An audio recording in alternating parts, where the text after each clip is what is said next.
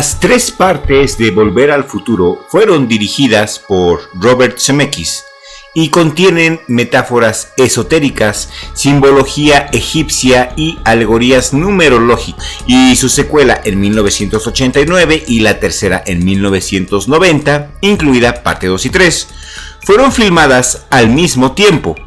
El tonto e inútil George McFly, Crispin Glover en la 1 y Jeffrey Weissman en la 2 y 3.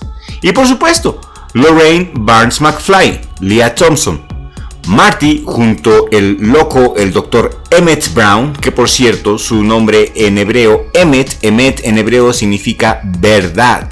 Este es el primer para viajar, como ya lo dijimos, en el tiempo. Así que la familia McFly y el Dr. Brown son antagonizados a través de la película por Biff Tannen, interpretado por Thomas F. Wilson. Marty y el Doc viajaron de 1985 a 1955, 2015 y finalmente 1885. El día de hoy vamos a tener un análisis esotérico de Volver al Futuro. Suscríbete al canal si aún no te has suscrito y toca la campanita de notificaciones. Es importante que te suscribas porque estamos en el camino a los 1000 suscriptores y en el camino de monetizar este canal. Así es que suscríbete.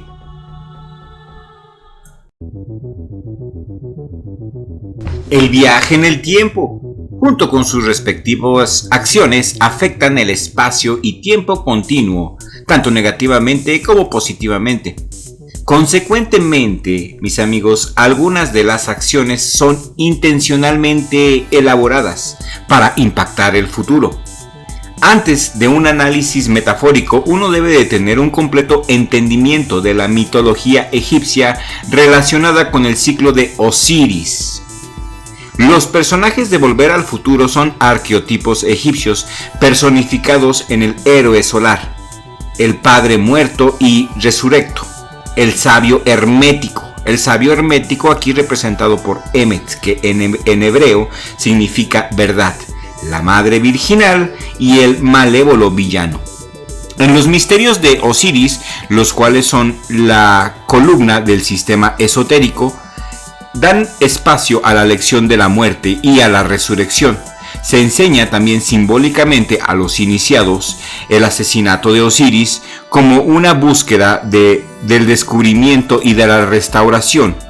Es esencialmente representado Osiris, un rey sabio de Egipto que dejó el cargo de su reino a su esposa Isis y viajó por 3 años para comunicar a otras naciones el arte de la civilización, y durante su ausencia su hermano Tifón formó una conspiración secreta para derrotar y destruir al rey y usurpar su trono. A su regreso, Osiris fue invitado por Tifón a una obra de teatro en el mes de noviembre, en el cual todos los conspiradores estarían presentes. Tifón hizo una pechera de oro y prometió regalársela a la persona que tratara de probársela y le quedara exactamente. Osiris se vio tentado a tratar, pero tan pronto se puso el chaleco de oro, los arneses fueron cerrados y arrojado al río.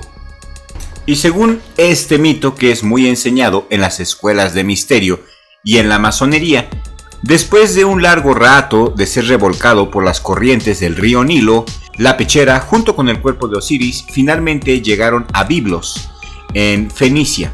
Isis, abrumada por el dolor de la pérdida de su esposo, emprende un viaje recorriendo la tierra para encontrar su cuerpo, y después de muchas aventuras, ella descubre el lugar donde su esposo fue arrastrado por las olas y lleva su cuerpo de regreso a Egipto, y aquí es donde se proclama a Osiris como un dios resurrecto. Se levanta de la muerte y vuelve como un dios. Y esta analogía, mis amigos, aparte de Volver al Futuro, también la podemos encontrar en la leyenda masónica de Irán. Osiris y Tifón son representativos de 2 principios antagónicos, el bien y el mal, la luz y la oscuridad, la vida y la muerte. Y con respecto a esto, Albert Pike escribe sobre estos misterios lo siguiente: si la leyenda original ha sido originada en Egipto o en la India o en Caldea, es imposible de saber, pero los hebreos recibieron estos misterios de los egipcios. Sus iniciados Joseph y Moisés lo sabían. Nadie, sino los ignorantes y simples de intelecto, pueden considerar al sol y a las estrellas y los poderes de la naturaleza como poderes divinos. Ellos permanecen ignorantes a la gran verdad espiritual. Osiris fue un antiguo rey de Egipto representado por el sol. Y por supuesto su esposa Isis, representada como la luna. Y aquí su historia nos narra de manera poética y en un estilo figurativo el viaje anual de la gran luminaria del cielo por los 12 signos del zodiaco. Eso es lo que significa. En la ausencia de Osiris, Tifón, su hermano, lleno de odio y envidia, usurpó su trono, pero sus planes son frustrados por Isis. Después matan a Osiris, persuadiéndolo de entrar a un sarcófago de oro que desemboca en el río Nilo, y después de una larga búsqueda, Isis encuentra su cuerpo. Tifón los encuentra en el bosque y corta el cuerpo de Osiris en 14 partes y los esparce por todo el mundo. Después de una tediosa búsqueda, Isis encuentra las 13 piezas, pero los peces se habían comido los testículos y el falo, los cuales fueron reemplazados con madera y fueron enterrados en Philae, donde se erigió un templo en honor a Osiris. Isis tenía un hijo llamado Horus. Horus mató a Tifón. Y este punto de vista, el cual dice que Marty McFly es la representación de Horus, lo leí en el libro de Cinema Symbolism. Este es un librazo. Si te gustó Esoteric Hollywood, te va a gustar este libro de Robert Sullivan. Lo recomiendo ampliamente. Horus, quien mató a Tifón, fue convertido en un dios, en dios del sol, paralelo al griego Apolo. Y Tifón no es otra cosa que un anagrama para Pitón, la gran serpiente. Isis en su búsqueda fue apoyada por Anubis, en la forma de un perro, representado por Sirio, la estrella perro, el canino y consejero de Osiris, y el inventor del lenguaje, la gramática, astronomía, aritmética, música y de las ciencias médicas. Anubis, el creador de las leyes de la civilización y quien enseñó la adoración a otros dioses. Anubis enseñó también a construir templos. La trilogía de Volver al Futuro incorpora estos fundamentos arqueotípicos egipcios. George McFly personifica a Osiris y su esposa Lorraine es Isis, y su hijo Marty simboliza a Horus, el niño solar. Desde un punto de vista americana, la primera etapa en Volver al Futuro, la primera entrega, es que Marty viaja a 1955, y esta parte nos enseña que nuestros papás también fueron jóvenes e inseguros, que tenían sueños y que bebían dentro de sus coches. La primera parte de Volver al Futuro es ante todo un despertar. Marty despierta yendo al pasado y sabe quiénes son sus padres, obtiene conocimiento, porque su madre no siempre fue esa mujer entrada en carnes, borracha, que bebía más de la cuenta, y su padre no fue el tipo inútil, pusilánime, perdedor, que no deja de ver la tele. Oh no.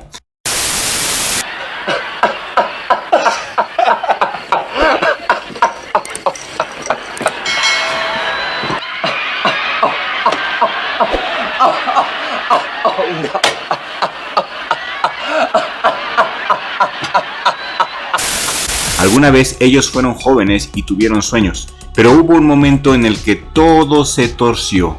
Zemeckis, que mira hacia atrás, no lo hace con nostalgia. Desde luego, él no piensa que cualquier tiempo pasado fue mejor. Al contrario, la prueba es sin duda que la presencia de Marty estimula a sus padres a moverse y hacer algo con sus vidas. Y cuando vuelve a 1985, el tiempo que él habita es un presente totalmente distinto y significativamente mucho mejor. Nadie parece estar condicionado por las malas decisiones del pasado.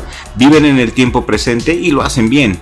El título Volver al Futuro solo tiene sentido si el punto desde el que miramos la trilogía es de 1955, es decir, el pasado.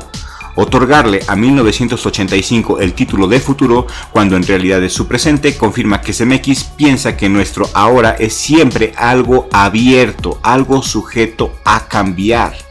no se recrea en el pasado morbosamente, al contrario, el pasado, mis amigos, lo llena de posibilidades, y esta parte es en definitiva el reflejo de un Estados Unidos adolescente, un Estados Unidos que podría serlo todo. En potencial, es el potencial, y CMX, siempre más oscuro que los directores de esa época, nos muestra una familia americana acomodada, gorda, alcohólica, adormecida, temerosa, huevona de lo que viene afuera. Pero Marty es un viajero interestelar que potenciará lo bueno hasta el punto de convertir a esa familia perdedora en una familia exitosa.